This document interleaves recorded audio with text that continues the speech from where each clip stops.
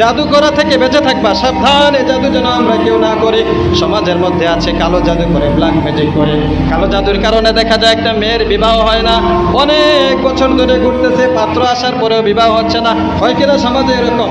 কালো জাদু, এই জাদুর কথা হাদিসের মধ্যে আছে। জাদুর মাধ্যমে অনেক ক্ষতি করা হয়, কুফরি কালাম পরে শয়তানের মাধ্যমে মানুষের ক্ষতি করার চেষ্টা করা হয়। নবীজি বলেন, এই কাজটা আমার উম্মত তোমরা কেউ করিও না, ধ্বংসাত্মক একটি কাজ। এই কাজটা যে করবে সে ধ্বংস, দুনিয়াতেও ধ্বংস, আখিরাতেও ধ্বংস।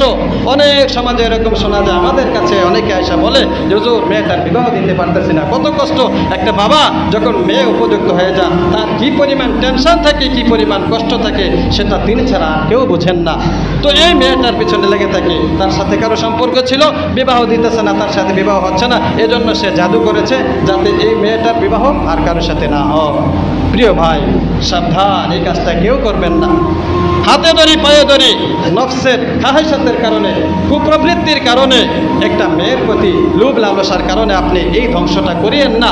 মেয়েটার জীবনটা নষ্ট করে দেন না। ছেলেদের জীবনও নষ্ট করে দেয় অনেকে, যে তার বিবাহের জন্য কোনো জায়গা না হয়, বা তার জন্য রুজি রোজগার না হয়, সে যেন কোনো কাজে গিয়ে মন বসাইতে না পারে। আস্তে আস্তে আস্তে আস্তে কালো ম্যাজিক, এই কালো জাদুর কারণে একটা মানুষ দুর্বল হয়ে যায়। অনেক সময় দেখা যায় মানুষটা মৃত্যুর মুখে ঢলে পড়ে।